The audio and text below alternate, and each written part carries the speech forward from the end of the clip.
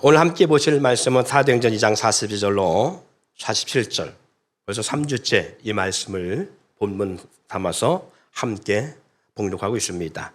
42절로부터 47절 말씀을 다시 한번 봉독해 올려드립니다. 그들이 사도의 가르침을 받아 서로 교제하고 떡을 떼며 오로지 기도하기를 힘쓰니라.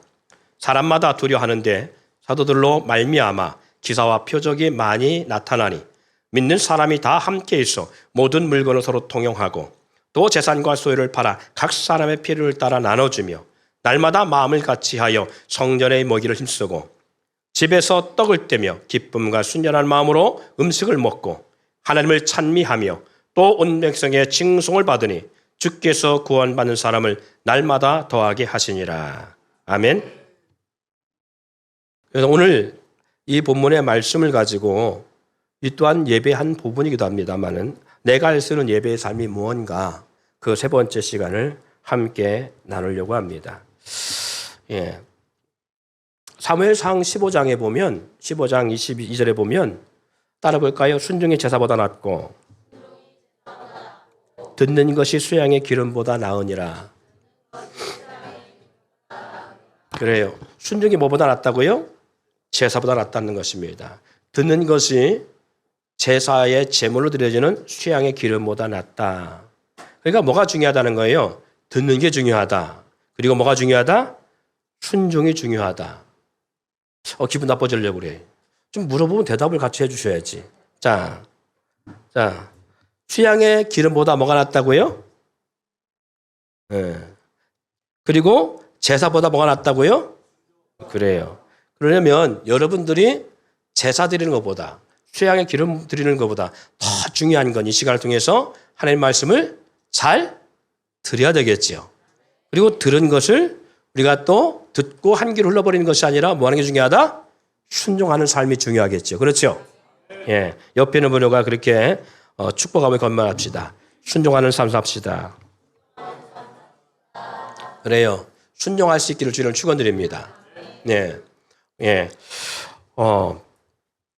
하나님이 어떤 사람을 쓰실 때 쓰시기 좋은 사람이 있고 쓰시기 힘든 사람이 있어요.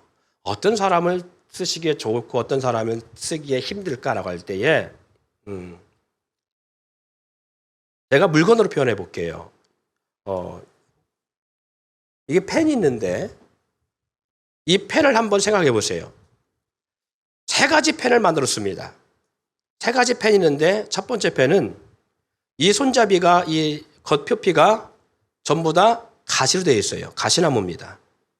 가시나무로 만든 펜이 있고요. 또 하나의 펜은 이 펜보다 이것보다 훨씬 두꺼운, 그래서 한 손으로 다 짚기 힘들 만큼 두꺼운 펜인데 각이 져 있습니다. 사각펜이에요. 두꺼운 사각펜. 그리고 또 하나의 펜이 있는데 그 펜은 모나미 153 같이 딱 손에 잡고 쓰기에 좋은 펜으로 되어 있습니다.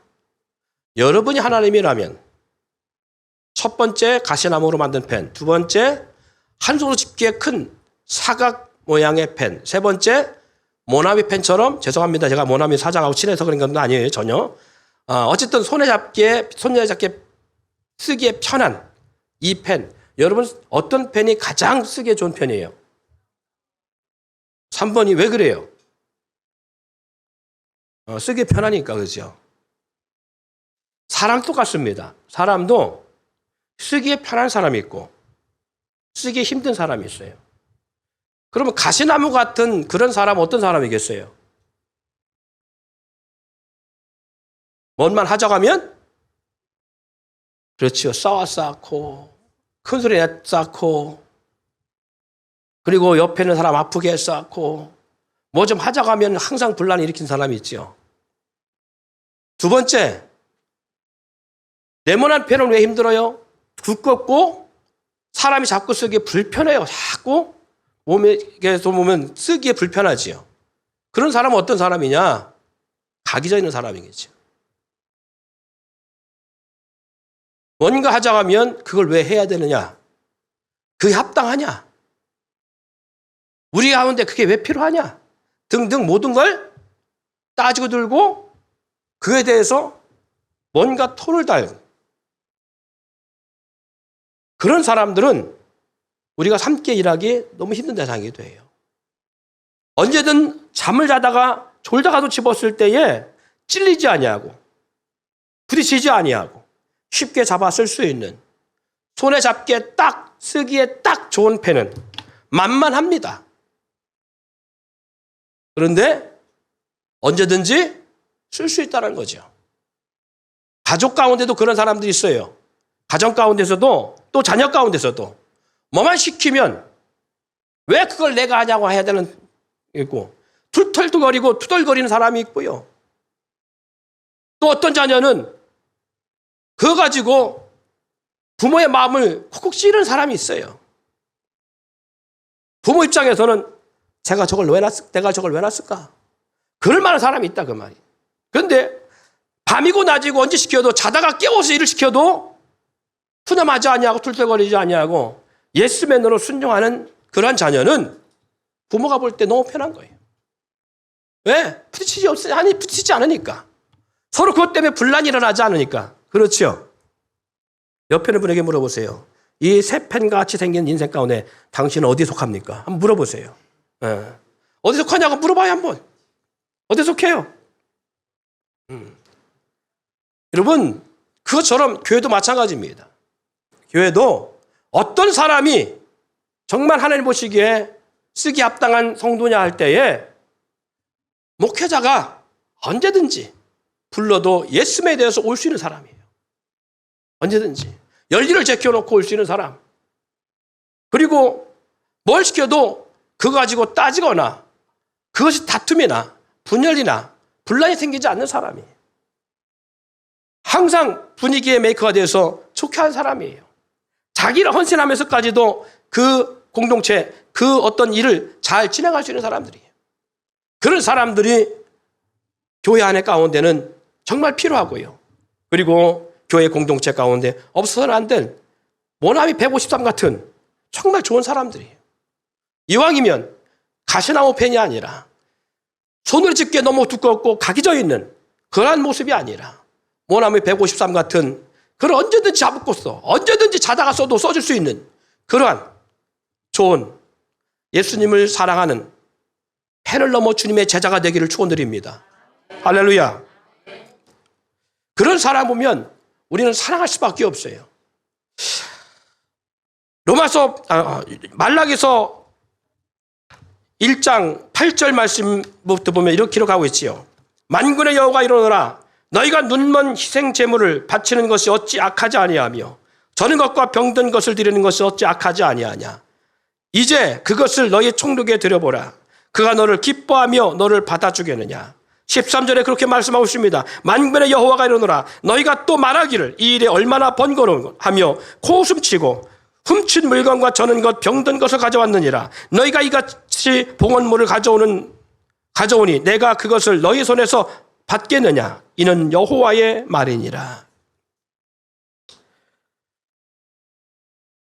하늘 앞에 제사하고 하늘 앞에 드리는 것을 불편해하고 번거롭게 생각했던 고대 예수님이 오시기 전 400년 전의 이스라엘 백성들의 모습입니다. 이것을 오늘날로 들으면 예배에 번거로워하는 삶을 말하는 거예요. 예배하는 삶이 번거롭고 예배하는 것이 내게는 불편하게 느끼고 예배가 하나의 우리 가운데 짐이 되어지는 삶. 그래서 할 수 있으면 예배의 삶을 피하고 싶고 예배의 삶에서 떠나는 그런 삶을 말하고 있는 것입니다. 어쩔 수 없이 불편하고 힘든데 어쩔 수 없이 억지로, 그러면 그것을 보시는, 중심을 보시는 주님 보실 때에 얼마나 불편하실까. 마치 가시나무로 만든 펜을 잡은 것 같고 손으로 잡기에 너무 크고 뭉뚱하고 각이 져서 쉽게 잡을 수 없는 모난 그러한 펜같이, 그러한 예배자를 보실 때에 우리 주님이 그 예배를 기뻐하실까라고 할 때에 결코 예스라고 말할 수 없겠지요. 그래서 주님은 이러한 이스라엘 백성들의 모습을 보시고 내가 너희가 아닌 세상 열방 가운데서 그러한 자들을 택하여 내가 예배받는 역사를 만들어내겠다는 거예요. 이게 말라기 1장 11절의 말씀입니다. 만군의 여호와가 이르노라. 해 뜨는 곳에서부터 해 지는 곳까지 이방 민족 중에서 내 이름이 크게 될 것이라. 각처에서 내 이름을 위하여 분향하며 깨끗한 제물을 드리니 이는 내 이름이 이방 민족 중에서 크게 될 것임이라. 여러분, 사랑하는 사람한테 배신당해 본 적 있나요? 정말 내가 사랑하는데 그 사랑하는 사람이 그 사랑을 몰라주고 마음 아프게 할 때에 그것이 하루가 아닌 수일, 수년, 수십 년을 지내도 변하지 아니하고 돌아오지 아니할 때에 우리는 그 아픔이 너무나 크게 다가올 거예요. 그래도 인간은 마음이 변하니까, 조석변이라고 말하는 것처럼 마음이 변하니까 언젠가 그 사랑하는 사람을 떨쳐버릴 수가 있어서 별로 그 다음에는 안 아플 수 있어요. 그러나 하나님은 그렇지 않습니다. 하나님은 우리 인간처럼 쉽게 배반하시거나 쉽게 배신하시거나 쉽게 그 마음이 돌이켜지지 않으시는 분이십니다.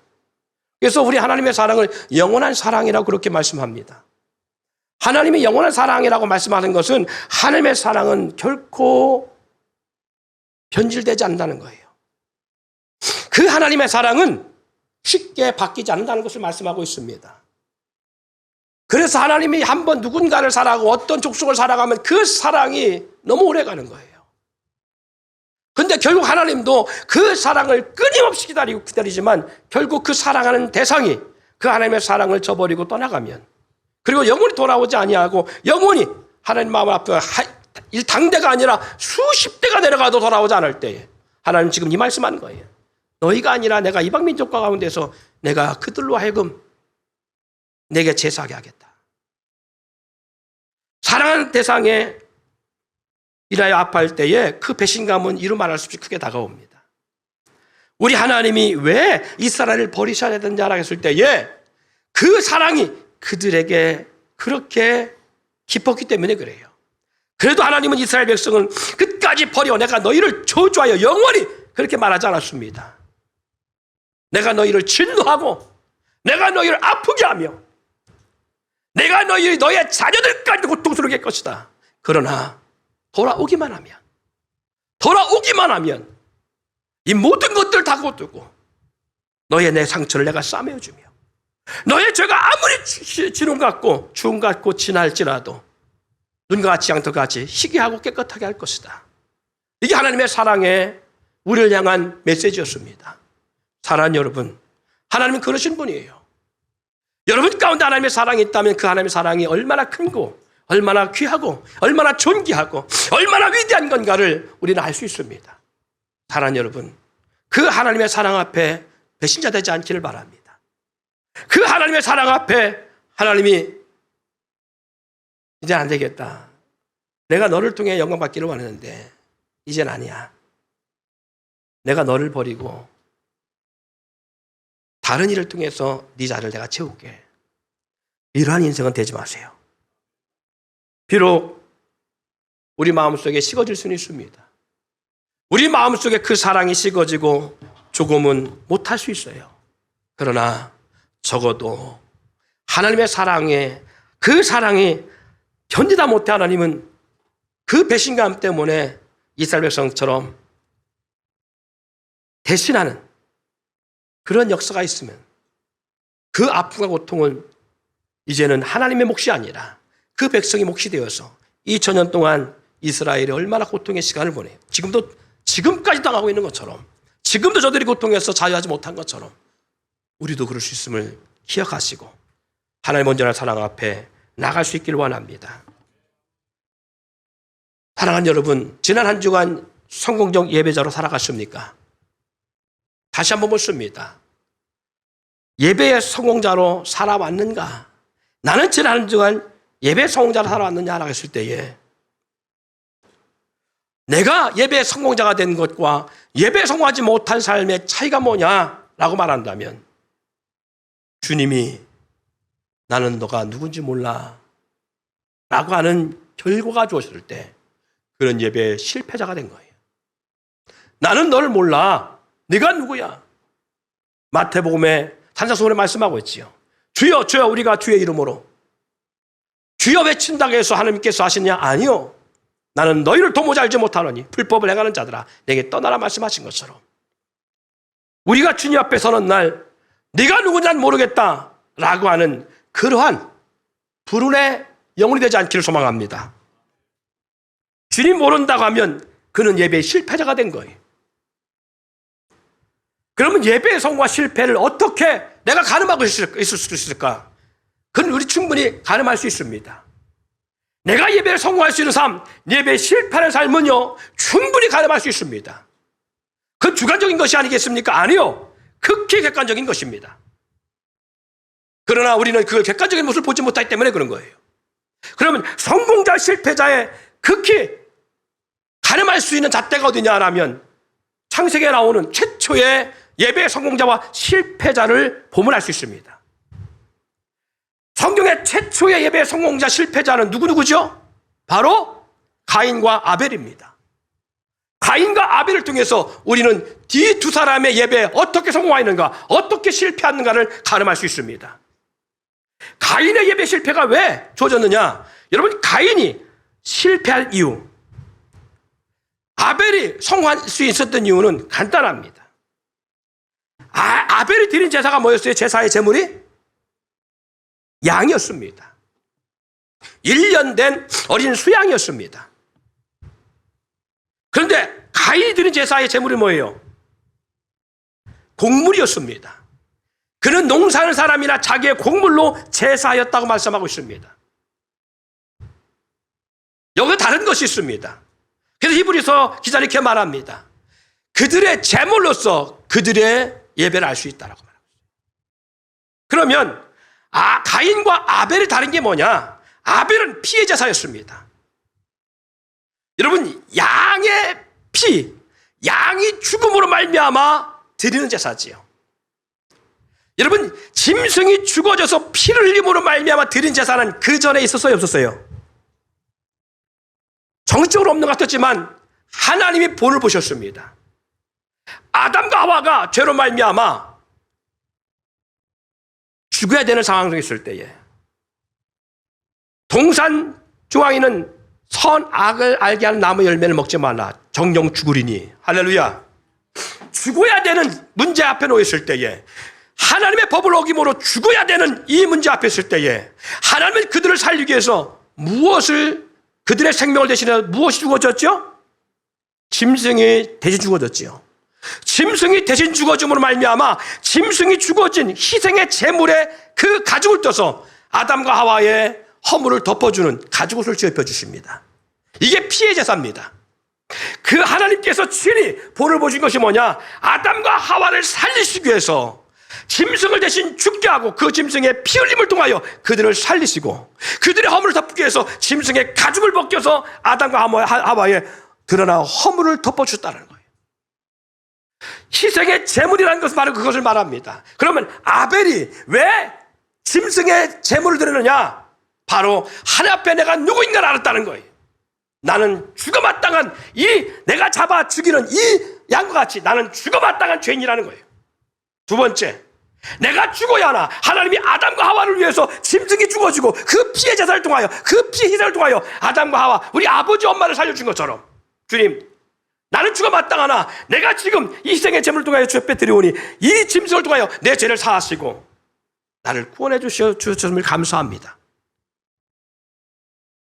그 은혜를 기억하고 있는 거예요. 그 은혜. 은혜를 알면 우리는 그 은혜가 무언가를 위해서, 그 은혜가 어떤 건가를 알고 은혜의 삶을 살아갈 수밖에 없습니다. 나는 죄인 걸 알았다면 그 죄가 내가 스스로 해결할 수 없는 문제이기에 하나님의 은혜와 사랑으로 짐승이 되게 죽어지고 내가 그로 인하여 사는 것처럼, 우리 아버지 엄마가 그렇게 살은 것처럼 나 또한 그렇게 살았사오니 어떠한 허물의 인생마저도 내가 종지할 수 없고 오직 하나님만이 알 수 있으며, 내가 짐승을 통해 대신 사는 것처럼 나도 그들을 사랑하고 용서할 수밖에 없는, 그 은혜와 사랑을 살 수밖에 없는 거예요. 할렐루야. 이게 제사의 본질입니다. 그런데 가인은 그런 제사를 알지 못했어요. 그 또한 장자이기 때문에 형만한 아우가 없다고요. 오히려 가인이 그 은혜를 알고 아버지 엄마의 하나님 관계 속에서 얻어진 그 사랑과 은혜를 바로 알았다면 가인도 짐승의 제물을 가지고 제사를 했어야 되는데, 가인은 자기의 소산인 곡물을 가지고 제사했습니다. 이게 뭐냐? 주신 만큼 드리겠다는 거예요. 나는 당신이 주신 만큼 드리겠다는 겁니다. 뭐가 없어요? 희생이 없어요. 뭐가 없어요? 용서가 없어요. 뭐가 없어요? 사랑이 없어요. 뭐가 없어요? 포용이 없어요. 뭐에? 가인의 제사에는. 그러기에 그가 동생의 제물을 받으시고 가인의 제물을 제사는 받지 않았다는 이유 때문에 뭐가 없었다고요? 그의 제사 속에는 용서와 사랑이 없었다는 거예요. 은혜가 없었다는 거예요. 그러기에 가인은 동생에 대한 뭐가 있어요? 질투와 미움이 있어요. 이 질투와 미움과 원망이 결국은 동생을 죽이는 데까지 갑니다. 여러분, 제사와 예배는 같은 것입니다. 예배를 통해서 우리가 알아야 될 것, 깨달아야 되는 게 뭐라고요? 주어진 것에 감사가 아닙니다. 용서받을 수 없는 내가 용서받고 있다는 것, 갚을 수 없는 하나님의 은혜와 사랑을 덧입었다는 것, 그 사랑과 은혜를 우리가 비록 깊이 깨닫고 우리도 그 사랑과 은혜를 가지고 살아가야 한다는 것. 그래서 주님은 사도 요한을 통해서 이렇게 선포합니다. 하나님을 사랑한다면서도 형제를 미워하는 것은 이는 거짓말하는 것이요. 형제를 사랑하는 것은, 사랑하지 않는 것은 그는 스스로 빛에 있다 하나 그런데 빛에 있는 것이 아니라 아직까지 어둠에 있는 자니라. 할렐루야. 왜 가인의 제사가 실패했느냐?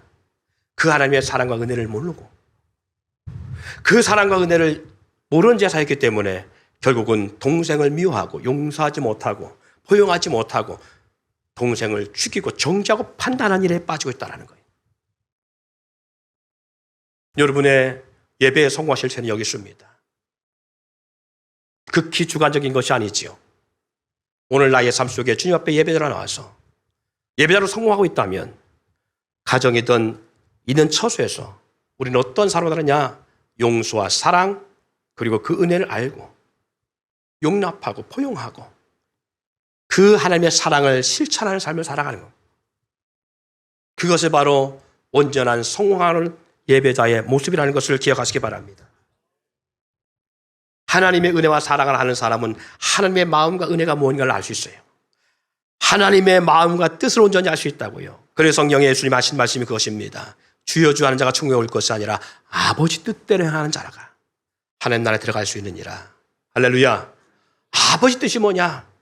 아버지가 말하는 불법이 아니라 참법, 하나님이 요구하시는 참된 삶이 뭐냐라고 할 때에 성경에서 예배에 대해서 이렇게 예수님께서 말씀합니다.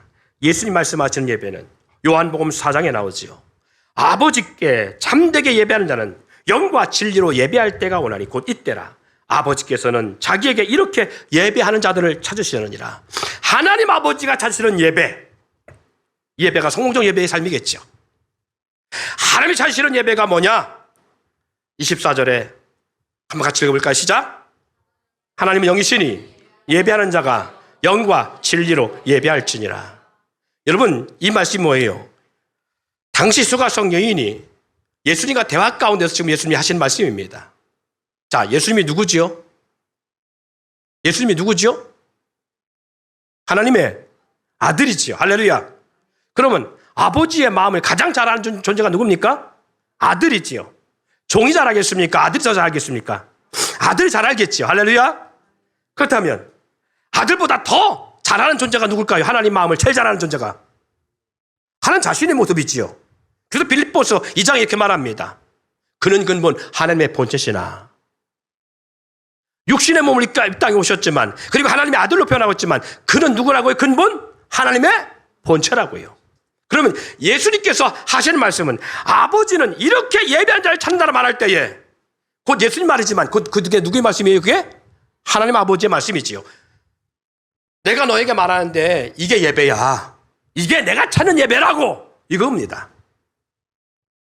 그러면 우리 하나님이 찾으시는 예배를 말하고 있는데 이 예배에 대한 이야기가 왜 나오고 있느냐? 수가성 여인이 예수님과 대화 가운데 장소를 논하고 있었습니다. 예루살렘에서 예배해야 됩니까? 이곳에서 예배해야 됩니까? 예배 장소를 논하고 있습니다. 당시 사마리아 유대는 어디서 예배해야 되느냐, 어디서 예배해야 하나님 찾으시고 하나님이 받으시는 예배겠느냐라고 하는 논쟁에 붙어 있었습니다. 예루살렘이냐, 이 그리심산이냐. 조상 대대로 유다와 사마리아 사람들의 사이에서 장소에 대한 예배 문제를 논했기 때문에 이 여인도 예수님이 그가 구세주인 걸 알고, 구주인 걸 알고 지금 예수님에게 이 여인이 묻는 겁니까? 어디서 예배해야 되겠습니까? 라고 물은 거예요. 그러나 예수님은 이 여인에게 장소를 말하지 않습니다. 장소 아닌 영과 진리로 예배하라고 말씀합니다. 하나님이 찾으시는 예배는 장소가 아니라 영과 진리에 말합니다. 영과 진리로 예배하는 자들이며 그렇게 예배할 때 받으시는 예배, 찾으시는 예배라고 말씀하는 것입니다. 그러면 영과 진리의 예배가 어떤 예배냐? 이는 성령과 말씀의 예배를 말씀하고 있습니다. 성령과 진리, 말씀의 예배를 말하고 있다는 거예요. 그러면 성령은 뭐냐? 요한복음 14장 16절 17절 상반절에 결론합니다. 내가 아버지께 구하겠으니 그가 또 다른 보혜사를 너희에게 주사 영원토록 너희와 함께 하리니. 같이 있습니다. 시작. 그는 보혜사가 뭐 어떤 영이라고요? 진리의 영이라고요. 자, 요한복음 15장 26절 같이 있습니다. 시작. 내가 아버지께로부터 너희에게 보내실 보혜사 곧 아버지께로부터 나오시는 진리의 성령이 오실 때에 그가 나를 증언하실 것이라. 할렐루야. 보혜사, 진리의 영이 뭐라고 나오고 있다고요? 성령. 영과 진리로 예배할 때라고 말하는 이 영은 성령을 말하는데 그게 어떤 영이다? 따릅시다. 진리의 영. 그럼 이 진리의 영이 뭐라고 말하냐? 요한복음 14장 26절에 보혜사 곧 아버지께서 내 이름으로 보실 성령. 그래 다음에 시작. 그가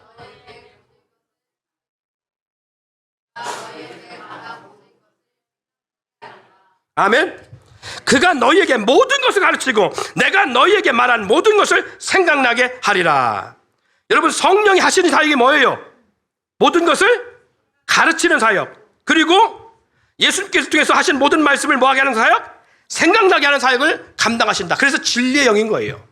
진리, 즉 말씀을 깨닫게 하고 알게 하는 영이다, 그 말이.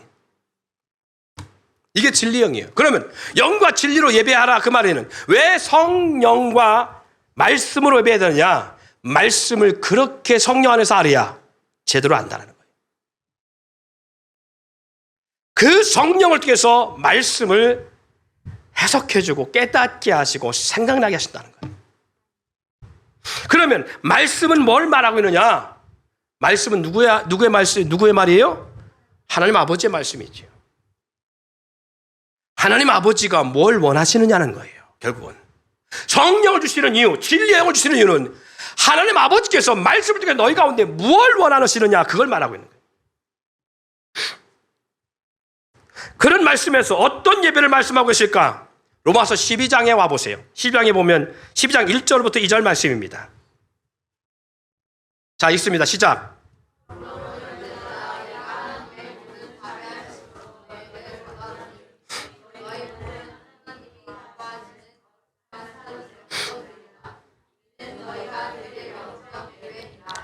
너희는 이 세대를 본받지 말고 오직 마음을 새롭게 함으로 변화를 받아 하나님이 선하시고 기뻐하시고 온전한 뜻이 무엇인지 분별하도록 하라. 할렐루야.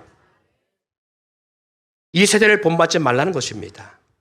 이 세대가 어떤 세대입니까? 이 세대를 본받지 말라는 거예요. 마음을 새롭게 함으로 변화를 받으라는 거예요. 그래서 하나님이 선하시고 기뻐하시고 온전한 뜻이 무엇인지 분별하라는 거예요. 그 분별하여 해서 어떤 삶을 살아야 되냐? 너희 몸을 하나님 기뻐하시는 거룩한 산 제물로 드리라. 이거예요. 우리 몸을 희생해야 된다는 거예요. 산 제물로 드리라는 얘기는 우리 몸을 죽이라는 게 아니에요. 희생하되 삶의 본을 보이라는 거예요. 이것이 어떤 예배다? 하나님 받으시는 영적 예배라는 거예요. 하나님께 드릴 영적 예배라는 거예요. 할렐루야. 지금부터 한 30년, 40, 50년 전만 해도요, 가정 공동체는 대그룹 공동체였습니다. 저희 가족만 해도 형제가 살아있는 형제만 일남오녀였어요. 어릴 때 돌아간 형제까지 하면 일남 7녀였어요. 거기다가 할아버지 할머니까지 있었고요. 또 사촌 형님 누님까지 있었어요. 부모님까지 합해서 거의 20명 가까운 15명 이상 된 숫자가 단칸방 같은 좁은 방에서 함께 살았어요. 불편한 점도 많았습니다. 너무 신기한 건 그때 어떻게 애를 낳고 살았나 참 신기해요. 자기 방이 있던 것도 아니에요. 부모님만 따로 있었던 방도 아니에요. 다 오픈돼 있어요. 그런데도 희한하게 어떻게 애를 잘 낳고 살았어. 못 먹고 힘들어도 대그룹 공동체가 돼서 살았어요. 불편한 점이 많지요. 저희만이 아니라 동네가 다 그랬어요. 그 당시 때는. 심지어는 어떤 집은 볼펜 한 타스였어요. 자녀가 12명이었어요. 12명이 결혼해서 손주까지 보니까 거의 한 50명 되는데 조그만 자가용 같은데 아니면 승합차에다가 온 식구를 못 태우고 하니까 명절에 송미로 가는데 큰 트럭을 가지고 그 트럭에다 한 4, 50명 다 때려 싣고 가더라고. 중간에 어떻게 하다 차가 높은 데 올라가다가 고바에 올라가다가 출렁하니까 뒤에 뚝 떨어졌어. 뭘로 그냥 가. 제사 지고 내려올 때서야 알았어요. 우리 식구 가운데 누가 빠졌다는 거. 그 정도였어요. 삼촌, 이모 할 것이 모여 살고 고모까지 모여 살고 같이 살았잖아요. 거기서 뭐가 있겠어요?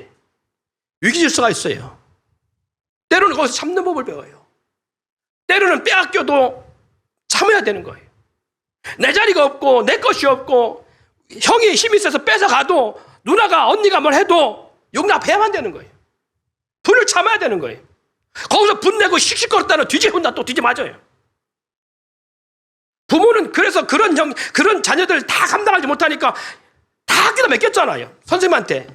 우리 때 선생님들 얼마나 또 무식했습니까? 무식한 선생님한테 막 잘못 만나면 막 쓰리바짝으로 막 한 시간 내내 맞았어요. 막. 그렇게 처맞고 집에 와서 맞다 소리 못합니다. 선생님이 나를 이렇게 학대했다고 이때부터 말 못합니다. 왜? 그렇다면 더 맞아 또 집에서. 왜? 네가 잘못했으니까 선생님한테만 맞지 마. 더 맞았어요. 그러니까 뒤지게 맞고 와도 말 못해요. 귓방맹이가 막 고막이 나가고 고막에 피가 나고 얼마나 맞으면 어떤 친구들은 막 어금니가 날라가도 집에서 말 못했어요. 왜? 맡겨놨으니까 선생님한테. 억울한 일 당해도 억울하다고 표현을 못했어요. 어떻게 보면 눌림이지요. 그런데 그런 공동체에서 안 것들이 있습니다. 그게 뭐냐면 질서를 알고 그리고 겸손을 알고 참는 법을 알고 용납하는 것을 배우고 배려하는 것을 배우고 예의를 배워나갔어요. 어떻게 살아가야 되는 건지 그 치 터지고 싸우는 그 공동체 안에서 살아가는 법을 알아갔다고요. 살기 위해서 때로는 고전분투하지만 그 공동체 안에서 어떻게 어우러져 가야 되는 걸 알았어요. 그런데 세대가 나아지고 살만하면서 여자들이 임신하고 아이를 싸는 건 힘들으니까 2명, 1명으로 줄여서 시작하고 그래서 지금은 핵가족 시대가 되어지면서 가족관계, 이 인간관계를 배우지 못했습니다. 인간관계 사이에서 서로 간에 교류하고 서로 간에 어떻게 참고 어떻게 배려하고 그리고 용서해야 되고 용납해야 되고 어떻게 아울러 나가야 되는지를 배우지 못하는 가운데 인간관계 배우지 못하니까 독립된 삶을 살아가니까 오직 할 수 있는 것이 핸드폰 게임이고 인터넷 게임이고 컴퓨터에서 앉아서 컴퓨터와 자기만의 상대를 하고 있는 거예요. 그러니까 뭐가 되어져요, 교회가? 그런 가정 공동체에 사는 사람이 자기밖에 모르지요. 뭐가 없어요? 분노를 삭히지 못합니다. 빼앗긴 것에 대한 분노를 삭히지 못하고 양보하는 것을 배우지 못했습니다. 용서하는 걸 배우지 못했습니다. 자기 자신을 다스리지 못하는 걸 배우지 못했습니다. 사랑과 포용을 배우지 못했습니다. 어우러가는 삶을 배우지 못했습니다. 누구의 잘못입니까? 정부 잘못입니까? 이 세대가 그래서 무차별 폭행과 무차별 살인이 이루어지고 학생과 선생 간의 관계가 모두 다 깨져버리고 심지어는 부모까지도 고발할 세대가 되어지고 오직 자기밖에 모르고 자기의 승리를 참지 못해서 보복 운전이 이루어지고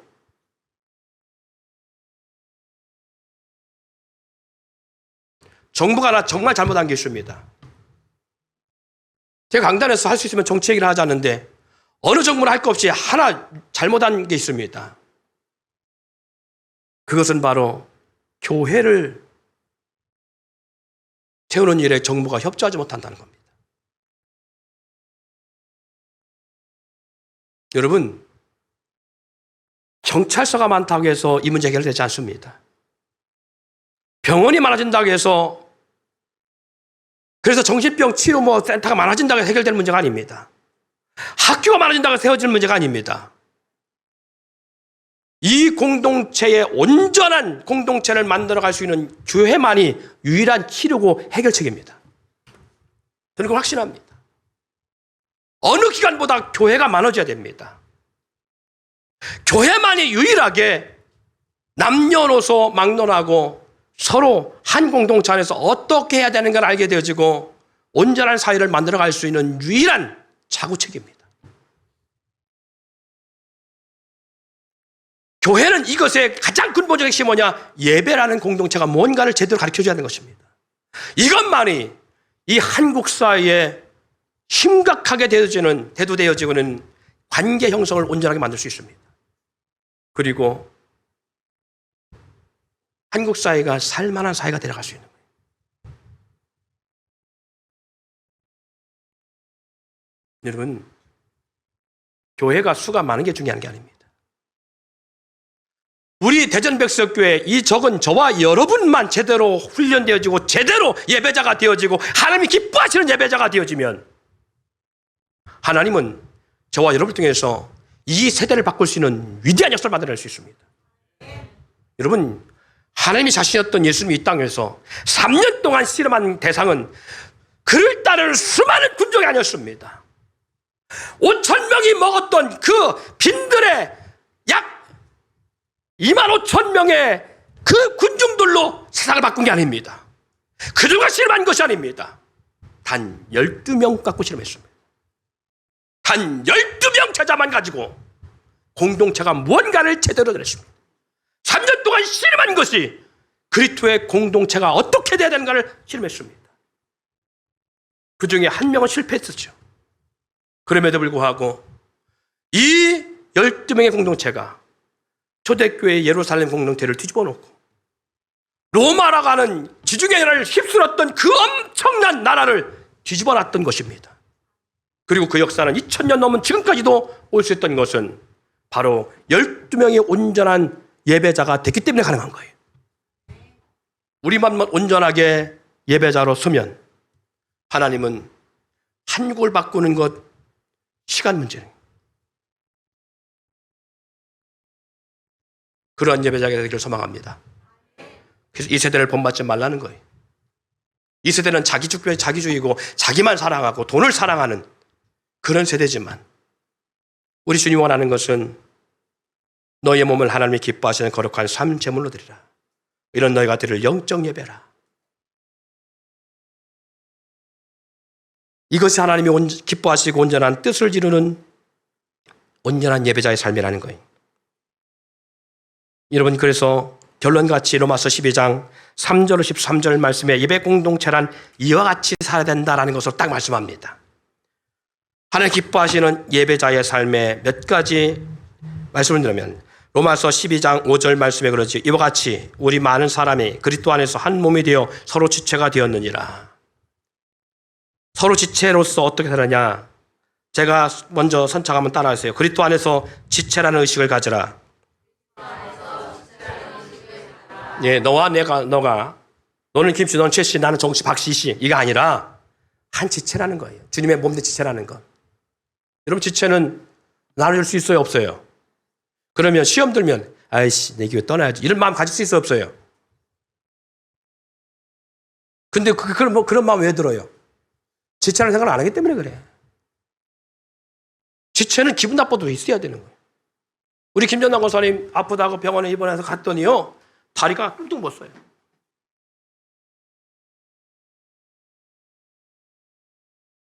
뚱뚱 붓는데 이 뚱뚱 분 다리 때문에 아파가지고 막 그렇게 아파하시더라고. 제가 목사로도 가갖고 많이 아프시죠? 그 아픈 다리 갖고 있으면 힘들잖아요. 잘라버리죠. 그럼 권사님이 목사의 말에 예스 할까요? 왜 안 해요? 지체니까. 자기 몸이니까. 그래서 아픈 것도 끌어안고 있는 거예요. 나을 때까지.